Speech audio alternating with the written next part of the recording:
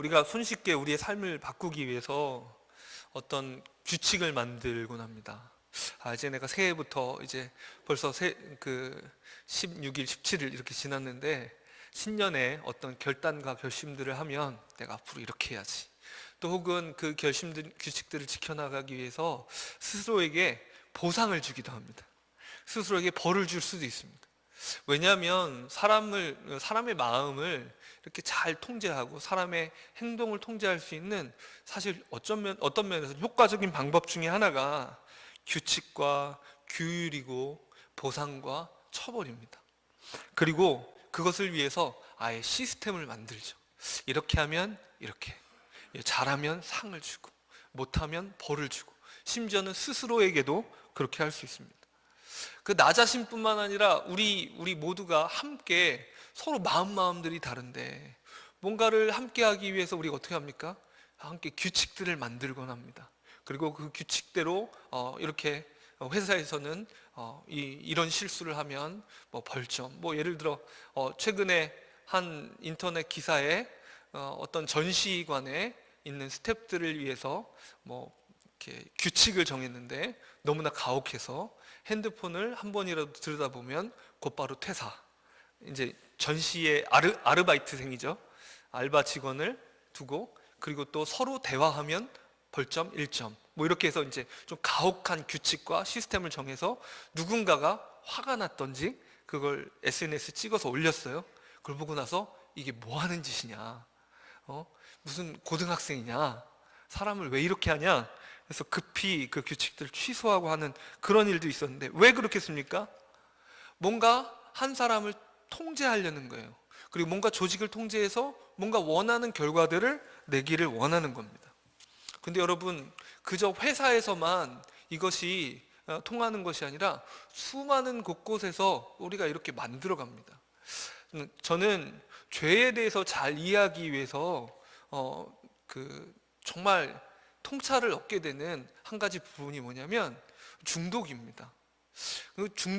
뭔가에 중독된 사람들이 어떤 반응을 보이는가를 자세히 살펴보면 우리가 그렇게 겉으로 보기에는 허겁지겁 이렇게 알코올에 빠지거나 도박에 빠지거나 무엇에 하는 것 같진 않더라도 그 증세에 다양한 그 강도가 있을지 몰라도 죄 앞에 우리의 모습이 죄 앞에서 어쩔 줄을 모르는, 때로는 점잖게 짓고 때로는 막 허겁지겁 짓고 막 그럴지 모르지만 죄 앞에 있는 우리의 모습이 마치 중독에 빠진 그런 사람들처럼 보일 때가 많습니다. 그런데 제가 재밌는 얘기를 하나 들었어요. 제 선생님 중에 한 분이 이제 그 중독에 관한 부분 프로그램 연수를 하면서 미국에 있는 한 중독 치료 공동체를 방문한 거예요. 방문했는데 그 치료 공동체의 철학은 보상과 처벌이었습니다. 그래서 보상과 처벌을 통해서 이 사람이 그곳에서의 규칙을 잘 들으면 상점을 줘요. 상점을 주면 어떻게 되냐면 군대 비슷하게 이제 입는 옷도 바뀌는 거예요. 계급처럼. 이 사람은 말을 잘 들으니까 중독으로부터 규칙을 잘 지켜서 어쨌든 그 강박적인 행동을 덜 보이고, 이제 약을 끊으면 이제 막 서로 싸우고 막 이럴 수 있잖아요.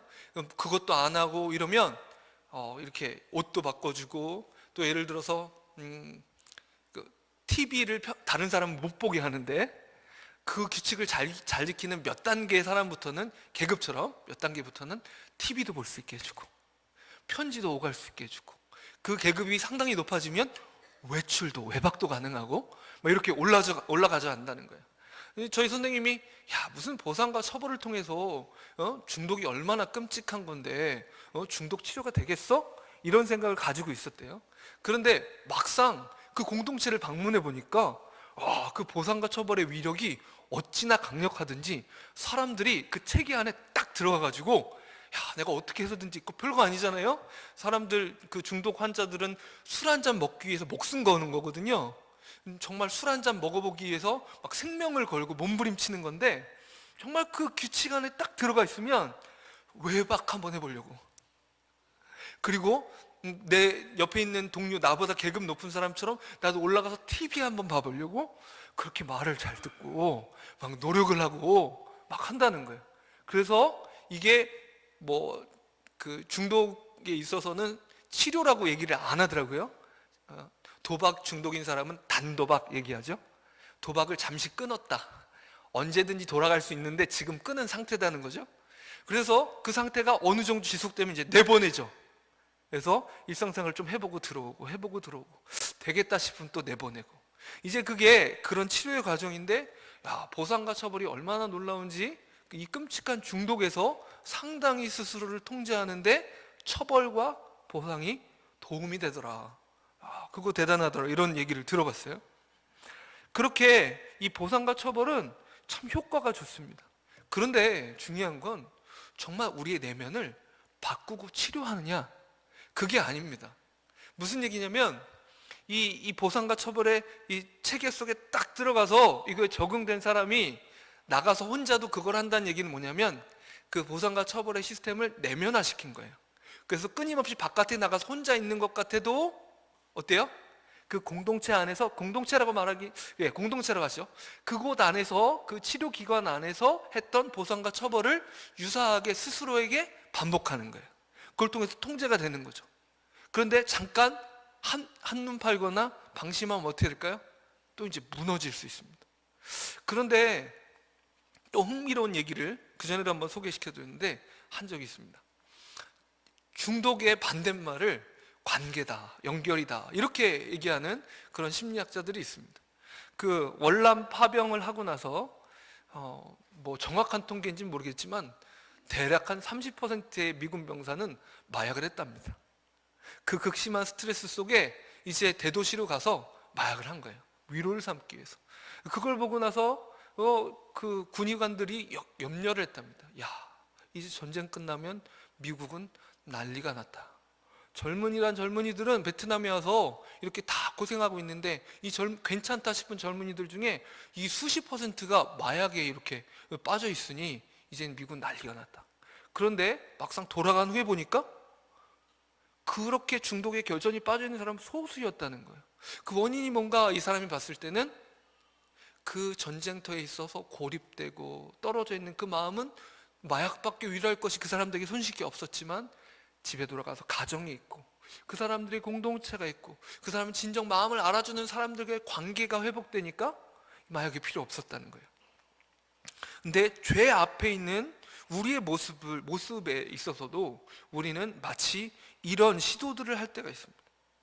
여러분, 이 올해에 함께 지어져 갑시다 라는 표가 있습니다. 여러분, 정말 우리는 함께 지어져 갈 수 있을까요? 우리는 좀 질문이 좀 불손하죠? 우리는 정말 이 일이 제대로 될 수 있을까요? 우리는 우리 마음을 정말 제대로 다스리고 통제할 수 있을까요? 죄송합니다. 이게 아닌 것 같은데. 예, 제가 잘못 만졌네요. 우리 자신을 통제할 수 있을까요? 아니요. 우리는 통제할 수 없는 인생들입니다. 오늘 본문 말씀을 보면 그것이 나오는데요. 오늘 보면 7절 말씀 읽어보겠습니다. 시작. 그런즉 우리가 무슨 말을 하리요? 율법이 죄냐? 그럴 수 없느니라. 율법으로 말미암지 않고는 내가 죄를 알지 못하였으니 곧 율법이 탐내지 말라 하지 아니하였더라면 내가 탐심을 알지 못하였으리라. 여러분, 율법이 뭡니까? 하나님이 주신 규칙입니다. 그렇죠? 왜 규칙 형태로 주셨을까요? 우리가 뭘 해야 되고 하지 말아야 되는지 명확한 경계와 그 기준들을 우리에게 알려주셨어요. 참 유익하죠. 하나님의 의도가 무엇인지 파악하는데 이 십계명은 굉장히 중요합니다. 하나님께서 원하시는 질서가 뭐고 우리가 마땅히 살아가야 될 표징이 무엇인지 참 알 수 있어요. 그런데 이걸 통해서 우리가 정말로 변화될 수 있습니까? 여러분, 이 중독을 치료하기 위해서 보상과 처벌의 체계를 받아들인 이 중독 치료기관처럼 때로는 교회가 이런 규칙들에 둘러싸여 있을 때가 있습니다. 신앙이 좋다고 말한다는 것은 이런 것이다. 오늘도 공동체에 대해서 생각하면서 다시 한번 사도행전 1장에 1장 2장에 쭉 나오는 그 성령께서 임하셔서 변화시키는 그 모습들, 그리고 그 이후에 나오는 변화들이 뭐냐면 이 사도들의 가르침을 받고 떡을 떼며 기도하며 서로 교제하게 힘썼다고, 헌신했다고 이렇게 나와 있거든요. 마땅히 교회가 그렇게 해야 되는데 우리가 마땅히 기도에 우리의 마음을 쏟아 놓아야 되고, 우리가 마땅히 떡을 떼며, 떡을 뗀다는 건 성령 예수 그리스도의 살과 피를 기념하는 성찬의 공동체를 말하거든요. 정말 그리스도를 기억하는 사람들, 그리고 사도의 가르침을 받아서 그 말씀에 의해서 이끌리는 사람들, 서로를 진심으로 사랑하는 사랑의 교제가 있는 사람들, 그 공동체가 마땅히 교회가 되어야 하는데 이게 쉽지가 않단 말이에요. 이게 그냥 그 결과만을 놔두고 그 결과를 얘기하면서 우리가 마땅히 이렇게 돼야 됩니다 라고 말하는 것이 필요하고 중요한데, 그렇게 이야기하는 것만으로는 우리의 마음이 변하지가 않아요. 그렇게 이야기하는 것만으로는 우리 공동체가 그렇게 변화되어 가지가 않는 거예요. 만약에 이런 우리가 성령께서 우리를 만지시고 하나님의 은혜를 주시면 우리는 기도에 힘쓰게 되고, 우리는 말씀 앞에 있게 되고, 우리는 교제하게 되고, 성찬의 공동체에서 예수를 기억하는 공동체가 됩니다. 그럼 우리 이걸 힘씁시다 라는 말만으로는, 우리 서로서로를 그렇게만 말하는 것으로는 우리는 자칫하면 또 다른 규칙과 규율들을 하나님의 말씀으로부터 추출한 것이고 말씀에 근거한 것이지만, 그것이 또 다른 율법적인 체계가 되어서 보상과 처벌의 또 다른 종교적 체계를 만들 수 있습니다. 그럼 어떻게 되는 거예요? 우리의 내면이 바뀌는 대신에 우리 서로를 교회라는 체계 속에 가두어둡니다. 시스템을 만드는 거예요. 교회 안에 규칙을 만드는 거예요. 이런 걸 하는 사람은 믿음이 좋은 사람이에요. 이걸 안 하면 이건 아니죠. 심지어는 어떻게 할 수도 있겠습니까? 예를 들어 중직자 투표할 때 후보자를 선임하는 과정에서 그래도 11조를 해야 하고, 교회 출석부도 잘 봐서 교회 출석은 몇 % 이상이고, 또 봉사는 어떻게 해왔고, 또 교회에 있는 교육들은 어떻게 통과해왔고, 여러분 이것들이 또 다른 기준이 되어서 이 규칙에만 맞으면 일정한, 이렇게 말하는 것 자체가 성경적이지 않죠? 일정한 직분이라는 계급에 올라갈 수 있는 자격을 주는 겁니다. 이해되시죠? 그 순간 교회는 어떤 곳이 됩니까? 중독 치료 상담소에서 도입한 처벌과 보상 체계가 동일하게 적용되는 죄 중독자 치료소.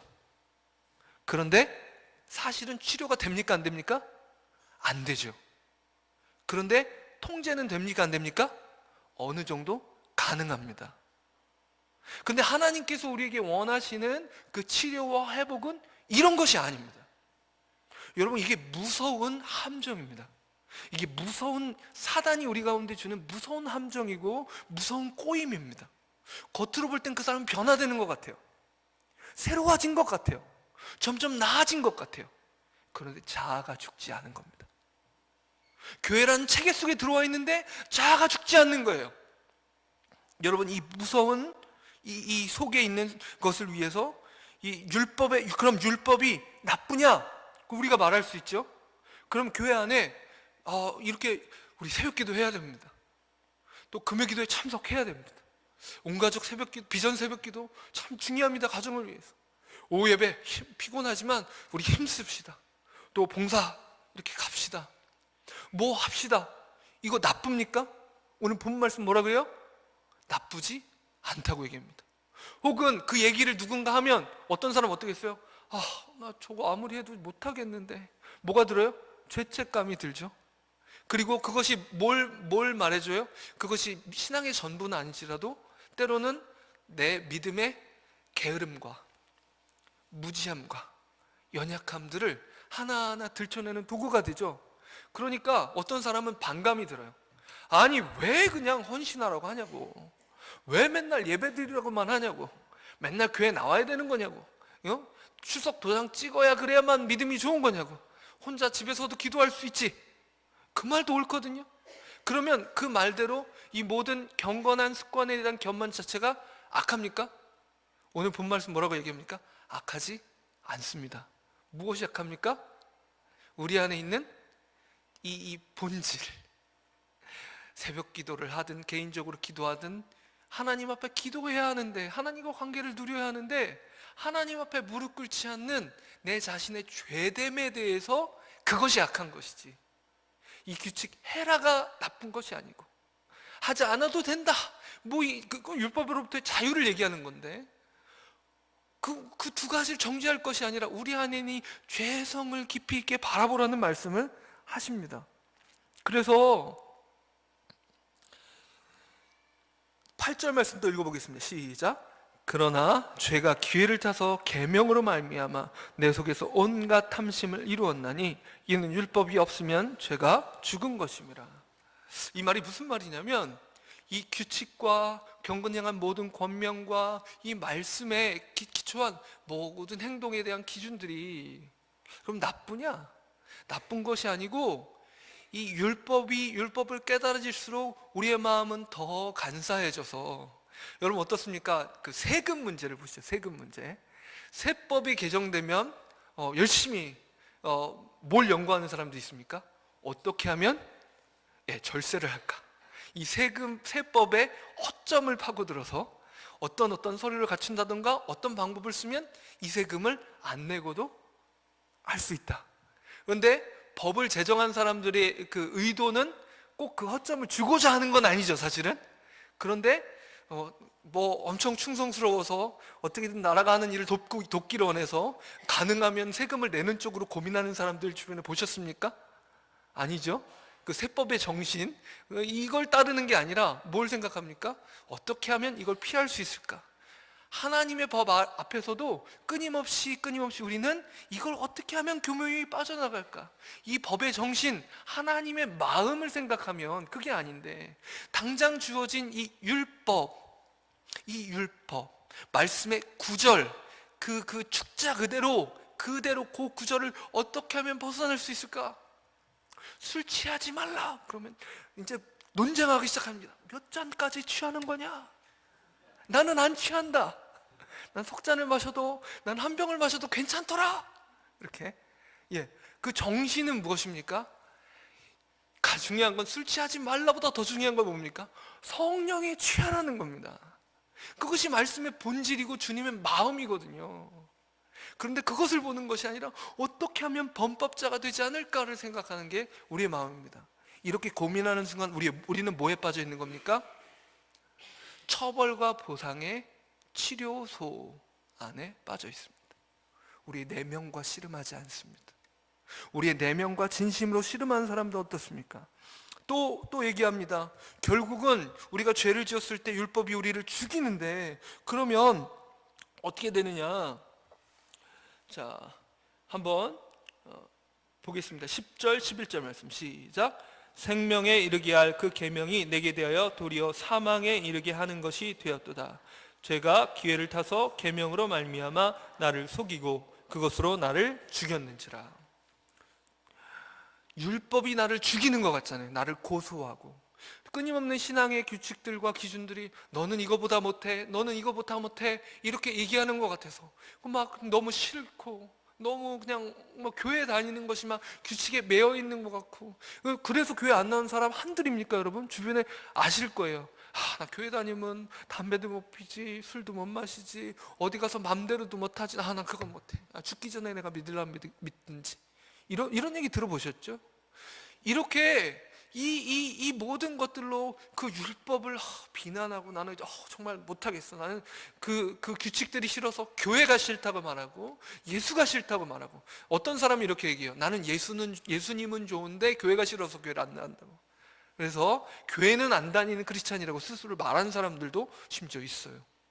이게 뭐에 대한 반감입니까? 모든 율법적 규칙들에 대한 반감들이에요. 그런데 그럼 율법이 너를 죽이는 거냐? 아니다 얘기합니다. 무엇이 죽입니까? 죄가 너를 죽이는 거다라고 얘기합니다. 그 율법이 너를 죽인다고 생각하지 말아라. 네 안에 있는 그 죄의 소욕들이, 그냥 네 멋대로 살고 싶은 마음, 내가 하고 싶은 때 하고 내가 하고 싫을 때는 안 하고, 그러고 싶으면 바로 그 마음, 십자가 앞에 자기를 굴복시키고자 하는 마땅한 의지와 동의가 아니라 끊임없이 그냥 내 마음대로 신앙생활해도 내 마음대로, 살아도 내 마음대로, 살아지는 대로, 편안한 대로 해보고 싶은 그 마음이 너를 죽이는 거다. 그 자기 중심성이, 그 교만함이 너를 죽이는 거다라고 다시 말하고 있습니다. 율법이, 규칙이, 신앙의 표준이 살인자가 아니고 죄가 살인자라는 말입니다. 그런 죄의 경험들을 가지고 있는 우리의 마음이 어떻게 움직입니까? 18절을 한번 읽어보겠습니다. 시작. 내 속 곧 내 육신에 선한 것이 거하지 아니하는 줄을 아노니 원함은 내게 있으나 선을 행하는 것은 없도다. 여러분, 죄 안 짓고 싶은 마음이 전혀 없으신 분 계십니까? 손 한번 들어주시겠습니까? 혹은 일어서 주실 수 있습니까? 이 안에 죄를 안 짓고 싶은 마음이 하나도 없는 분 없으실 겁니다. 은혜를 경험했다면 죄 없이 하나님 앞에 신실하게 살아보고 싶은 마음이 있어요. 실제는 어떻습니까? 예, 정말 우리의 마음과 삶의 진면목들이 하나님이 우리를 바라보시는 것처럼 서로에게 바라볼 수 있다면 우리는 다시는 서로를 보고 싶지 않을 겁니다. 옆에 분 보면서 한번 얘기해 주십시오. 다행이다. 다 몰라서 다행입니다. 그죠? 여러분, 제 진면목을 아시면 제가 강단에 나와서 몇 마디 하는 거 듣고 싶으시겠습니까? 아유, 제가 말을 해봤자, 저 장은선 목사 말을 해봤자 다 소용도 없어, 이렇게 얘기하시지 않겠습니까? 다 몰라서 다행입니다. 그죠? 그런데 이 모든 모습들을 볼 때 내 안에 있는 19절에 내가 원하는 바 선은 행하지 아니하고 도리어 원하지 아니하는 바 악은 행하는도다. 만일 내가 원하지 않은 그것을 행하면 이를 행하는 자는 내가 아니요 내 속에 있는 죄니라. 이 얘기는 죄를 피하기 위한 얘기가 아니고요, 정말 내 안에 잔존하는 죄의 세력이 실제로 나를 사로잡아 간다는 겁니다. 여러분, 이런 현실 속에서 우리가 신앙생활을 할 때 공동체로서, 크리스찬으로서 우리의 내면을 바꾸지 않고도 뭔가를 할 수 있는 몇 가지 방법들, 함정들, 피난처가 있습니다. 그것이 어떤 것들이냐면, 첫째로는 아까 말씀드린 보상과 처벌의 체계입니다. 어떻게든 보상과 처벌을 통해 스스로를 통제하는 겁니다. 공동체도 그렇게 만들어버리고요. 그리고 또 한 가지 방법은 무대를 만드는 겁니다. 무대를 딱 만들어서, 연기자가 어떻습니까? 연기자가 그 사람의 인격이 너무나 파렴치하고 막 그래도 카메라 돌아갈 때 어떤 거예요? 막 너무 선한 얼굴을 하고요, 막 착하게 저렇게 착한 사람이 없어. 카메라 딱 돌아가면 짜증나, 왜 이렇게 더워, 막 이렇게 하는 거예요. 되게 까다로운 배우가 되고 하는 거죠. 그게 가능합니다. 딱 무대를 제안해 놓으면 연기가 가능해요. 그리고 그 무대만 바라보는 사람은 그 사람을 그 사람이라고 바라봐줘요. 신앙생활에서도 무대를 딱 만들어 놓으면 어떻습니까? 내면이 변화하지 않고도 그 사람이 된 것처럼 스스로와 남들을 속일 수 있습니다. 하나님 빼고 다 속일 수 있습니다. 만약에 우리가 교회 예배당을 무대로, 혹은 주일날을 무대로 만들면 어떻게 되겠습니까? 너무 신실하죠. 자녀들은 일을 갑니다. 배우자는 이게 감출 수가 없거든요. 가정까지 무대로 만들기 너무 힘들잖아요. 그죠? 그러니까 어떻게 이럴 수 있나 싶고 이제 그럽니다. 하지만 교회 안에서는 정말 저 가정은, 저 사람은, 이렇게 얘기할 수 있습니다. 교회도 어떻습니까? 어떤 무대를 만들어 놓고, 항상 어디를 방문해서 봉사를 하면 어떻습니까? 사진을 찍어야 되잖아요. 그죠? 사진을 찍어서 이렇게 라면 박스 가득 쌓아놓고 현수막을 한 다음에 앞에서 악수를 합니다. 이렇게. 거기가 무대입니다.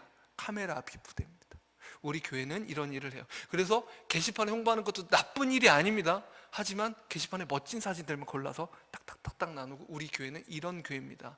다시 말해, 무대는 뭡니까? 교회의 이미지입니다. 교회는 이미지만 아름답게 꾸미려는 악한 함정에 빠지면 안 됩니다. 개인도 마찬가지입니다. 그러면 이거 어떻게 될까요? 여러분, 아까 드린 질문에 대한 대답은 안 됩니다. 우리는 함께 지어져갈 수 없습니다. 우리는 성공할 수가 없어요. 실패할 수밖에 없는 존재입니다. 그걸 오늘 바울은 뭐라고 고백합니까? 24절에 고백합니다. 시작. 오호라, 나는 곤고한 사람이로다. 이 사망의 몸에서 누가 나를 건져내랴. 안 된다는 거예요. 안 된다는 거. 안 되더라는 거예요. 이게 믿음의 사람이 정말 자기 내면을 볼 때 안 되는 거예요. 실패하는 거예요. 우리 공동체가 정말 아름답게 지어져갈 수 있을까요? 아니요. 정말 아름답다고 착각하는 그 순간도 곰곰이 뜯어보면 수많은 범죄와 실수와 연약함들이 무지무지 가득할 겁니다. 우리는 끊임없이 실패하는 인생들입니다. 우리의 실패는 예견되어 있는 겁니다. 그런데 25절 이상한 얘기를 합니다. 감사하겠답니다. 함께 읽어보겠습니다. 시작. 우리 주 예수 그리스도로 말미암아 하나님께 감사하리로다. 그런즉 내 자신이 마음으로는 하나님의 법을, 육신으로는 죄의 법을 섬기노라. 그리고 사실은 대반전이 8장 1절에 나오는데, 그러므로 이제 그리스도 예수 안에 있는 자에게는 결코 정죄함이 없나니 이는 그리스도 예수 안에 있는 생명의 성령의 법이 죄와 사망의 법에서 너를 해방하였습니다. 우리의 실패는 예견되어 있지만 그럼에도 불구하고 복음의 영광은 멈추지 않습니다. 미련한 인생, 미련한 공동체를 통해서도 하나님은 영광을 받으시고 하나님의 하나님 되심을 드러내십니다. 그러기에 우리는 끊임없이 우리가 마땅히 해야 될 일은, 피하지 말고 해야 될 일은 이 고백입니다. 오호라. 따라해 보겠습니다. 오호라, 나는 곤고한 사람이로다. 오호라, 우리는 곤고한 공동체로다. 우리 안에 있는 실패, 우리 공동체 안에 있는 절망을 끊임없이 고백하는 것이 우리가 해야 될 일입니다. 그럴 때야 우리가 무대를 만드는 유혹으로부터 벗어나고, 우리가 규칙과 처벌, 보상 체계로 빠지는 유혹을 벗어날 수 있습니다. 사실 오늘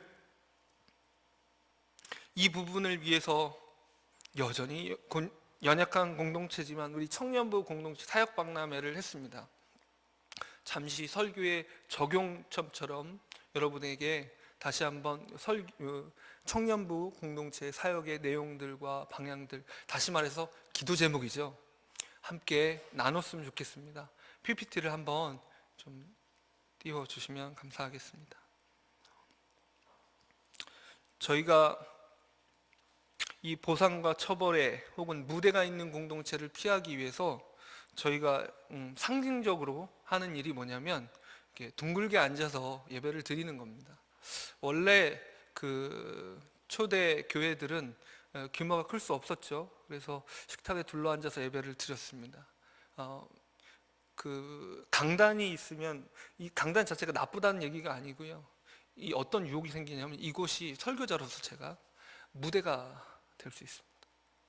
저도 여기서 연기를 하고 싶은 그런 유혹이 많이 듭니다.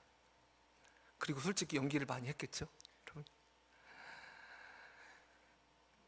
일부러 둥글게 앉으면 뭐가 되냐면, 여러분, 정말 은혜가 딱 떨어지고 정말 예배 너무 드리기 싫은데, 정말 딱 예배당 왔을 때 우리가 하는 반응 중에 하나가 뭡니까? 맨 뒷자리에 앉는 거거든요. 그죠? 뒷자리에 남들 누구 뒤통수 뒤에 딱 앉아가지고 고개 숙이고 이러고 있는 겁니다. 그런데 원으로 앉으면 그 뒷자리가 없어요. 그죠? 뒷자리가 없고 모두가 이제 옆에 앉게 됩니다. 그래서 상징적으로 뒷자리에 앉으면 마치 예배를 구경하는 사람 같고 참관하는 사람 같은 느낌이 드는데, 누구도 뒤에 숨지 않는 구조를 만들어 봤습니다. 뭐 청년부가 커지면 이럴 수 없겠죠. 하지만 이렇게 노력해보는 겁니다. 그 다음 그리고 소그룹을 또 합니다. 그래서 서로 둘러앉아서 함께 마음을 나누는 이 일을 하는 것도 결국은 어떤 처벌과 보상의 조직, 또 체계, 또 어떤 무대가 있는 것을 피해서 진짜 공동체를 한번 추구해보자 하는 의미에서 소그룹으로 이 일들을 합니다. 그리고 또 넘겨주십시오. 그리고 이제 예배와 소그룹에 이렇게 함께 나누기도 하지만 또 선교적 공동체가 되기 위해서 저희가 있습니다.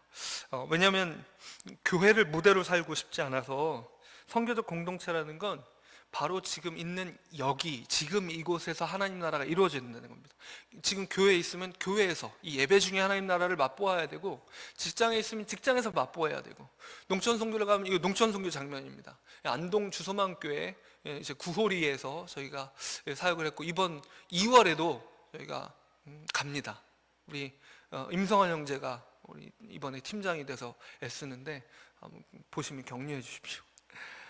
많이 청년들 고생하고 이렇게 하는데, 이 일을 하는 이유 자체가 그곳에 정말 복음이 필요한 분들이 있기 때문에, 그곳에 가면 그곳에서 하나님의 나라가 이루어지는 것을 보기를 원해서 기도할 때 하나님께서 정말 복음으로 일해 주시는 거예요.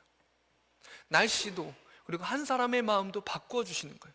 거기 여러분 그 버스도 자주 다니지 않고 막 이렇게 한참 차 타고 나가야 초등학교가 있어서, 이 마을 근처에 무슨 뭐 초등학생도 별로 없고 이런 곳인데, 우리 지난번에도 여름에 갔을 때 우리 세 사람의 새로운 그 아이들이 교회 학교에 새로 나오기 시작했습니다.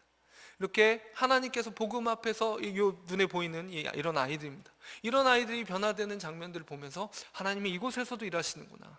그런데 그냥 바깥에서만 계속 또 넘겨 주십시오.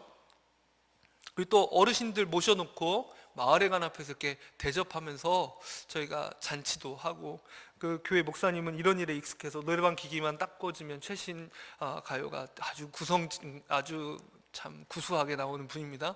그렇게 한번 노래 부르고, 또 우리 김봉천 집사님 가셔서 이렇게 허리 아프고 무릎 아프신 분들 상담도 이렇게 해주셨는데요, 되게 인기가 좋았습니다. 또 담임 목사님도 이렇게 해주시고, 그 다음에 뿐만 아니라 우리 재작년에 일이죠, 벌써 일본 단기 선교를 가서 우리 여기 있는 재현 형제 옆에 있는 두 자매가 일본인 자매 미쿠랑 또 아야카라는 자매인데, 이 자매들이 다음 사진 넘겨주시면 우리 교회 교육관 앞에서 특송하고 있는 분들인데, 여기 두 자매가 있습니다. 그래서 그 해 가을에 교회를 방문해서 함께 교제하고 이렇게 했었습니다. 또 저희 또 일본어도 가르쳐 주신 자매도 있었고, 그 다음에 이런 선교적 공동체 바깥에서만 하는 것이 아니라 우리 안에서도, 캠퍼스에서도, 직장 신회를 통해서도 바로 이곳에서 하나님 나라를 이루지 않으면 안 된다라는 절박함으로 애써보자 기도하고 있습니다. 그리고 친교에 대한 부분입니다. 친교, 특히 봉사 이런 부분은, 여기는 지금 그 평화의 마을 보육원인데, 우리 찬양대에서 방문하시던 걸 저희에게 방문할 수 있는 특권을 주셔서 저희가 1년에 한 차례 하다가 이제 작년부터 1년에 2차례 방문해서 이렇게 함께 아이들과 게임도 하고 대화도 나누고 이렇게 하고 있습니다. 이런 일을 통해서 하나님의 사랑을 이렇게 이루어가는 공동체로서 저게 살기 위해서 애쓰고 있습니다. 또 다음 사진 넘겨주시면, 그리고 양육을 위해서 애쓰고 있는데, 그것은 사람이 교회이기 때문입니다. 조직이 세워져야 교회가 세워지는 것이 아니라, 건물이 세워져야 교회가 세워지는 것이 아니라, 사람이 세워질 때 교회가 세워지는 것입니다. 그래서 한 사람 한 사람이 세워지는 것은 말씀을 통해서 세워지는 것이기 때문에, 우리 청년부 공동체가 가장 우선순위를 두고 하는 것 중에 하나는 말씀입니다. 그리고 또 필요한 때는 우리 소그룹 안에 규모가 작기 때문에 안 되는 부분은 외부에 PSP, 그 퍼스펙티브스라고 선교적 삶에 대해서 훈련하는 것에 대해서 작년 하반기에는 우리 5사람인가요? 6사람인가요? 우리 함께 가서 훈련을, 위탁 교육을 받고 함께 또 수료하는 장면들도 여러분 보시고 계십니다. 이렇게 한 사람 한 사람이 십자가 앞에 세워지기 위해서 저는 애쓰고 있습니다. 이것이 어떤 모델이라거나 우리가 잘하고 있다거나 이런 말씀을 드리는 것이 아니라, 어떤 이 하나님 앞에 우리는 끊임없이 실패하는데 그럼에도 불구하고 무대를 만들지 않기 위해서, 그리고 또 어떤 조직 체계로서 보상과 처벌로 하지 않기 위해서 나름 노력을 해보고 있습니다. 더 나은 방법이 있으면 조언을 해주시면 좋겠습니다. 그런데 우리가 함께 지금 이 순간 기도해 주셨으면 좋겠는 건, 우리 자신과 또 특별히 기도 부탁드리기는 청년부를 위해서도 기도해 주셨으면 좋겠습니다. 오늘 제대로 저희가 홍보를 못 드려서 결연에 많은 분이 아직 사인을 안 해주셨어요. 근데 여러분 부담 갖지 말아주셨으면 좋겠습니다. 자기가 멘토가 된 학생이 예를 들어 일본 단기 선교를 갔을 때 선교비를 대야 된다는 그런 부담 갖지 마십시오. 그런 걸 위해서가 아니라요, 정말로 기도가 필요합니다. 실패할 수밖에 없는 한 사람이기 때문에 기도로 하나님의 은혜를 구하지 않으면 세워질 수 없는 한 청년이기 때문에 기도해 주십시오. 누군가 증인이 되어 주십시오. 마음을 함께 해 주십시오 하는 마음으로 저희가 부탁을 드리는 겁니다. 우리 청년들을 위해서 보이는 청년들을 위해서 기도해 주시고, 우리 자신을 위해서 함께 합심해서 기도할 때, 하나님, 우리가 신앙생활에 무대 만들지 않게 해주십시오. 하나님, 우리가 규칙과 처벌과 보상을 통해서 그냥 그 규칙 따라서 행동만 바뀌는 그런 함정에 빠지지 않게 해주십시오. 끊임없이 오호라, 우리는 공고한 사람입니다, 우리는 공고한 공동체입니다, 누가 이 사망의 몸에서 우리를 건져내겠습니까? 우리가 이 끊임없이 사람들을 바꾸지는 못하는 이 생명력 없어 보이는 공동체, 이 생명 없어 보이는 조직에서 우리를 건져내겠습니까? 주님 앞에 이렇게 고백할 때 하나님께서, 성령께서 친히 그 일을 이뤄나가실 것을 우리가 함께 간구했으면 좋겠습니다. 함께 기도하겠습니다. 하나님 아버지, 이 시간 우리는 권고한 사람입니다. 권고한 사람입니다. 하나님, 희망 없고 소망 없어 보이는 인생들입니다. 하나님, 아무리 내 내면을 바꾸고자 해도 나는 바꿀 수 없습니다. 그러나 주님 앞에 은혜를 구하오니 주님 새롭게 하여 주옵소서. 하나님, 무대 만들기를 멈추게 해주십시오. 하나님, 끊임없이 내가 보여줘야 하는 것들, 내 체면과 이미지에 집중하는 이 악한 마음을 멈추게 하여 주옵소서. 하나님, 또한 끊임없이 내 자신의 성취를 내보이고 싶은 그 마음도 내려놓게 해주십시오.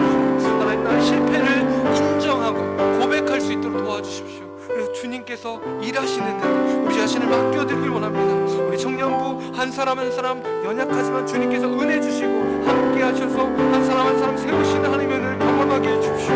하나님, 정말 처벌과 보상이 조직이 아니라 그저 서로를 치료 공동체처럼, 치료하는 치료소처럼 만드는 것이 아니라 내면을 바꾸시는 하나님 복음의 능력을 경험할 수 있도록 도와주시옵소서. 하나님, 사단이 우리를 속이지 못하게 하시는, 끊임없이 우리의 실패를 하나님 앞에서 인정할 수 있도록 도와주시옵소서. 아버지 하나님, 하나님을 찬양하며 높여드리니 우리의 중심을 만져주시기를 원합니다. 우리는 할 수 없으나 하나님께서 생명의 성령의 법이 나를 다스리시면 나를 통해서도 하나님, 이 실패한 인생, 연약한 공동체를 통해서도 하나님이 능히 영광 받으실 줄 믿사오니 주님 찬양을 받아 주시옵소서.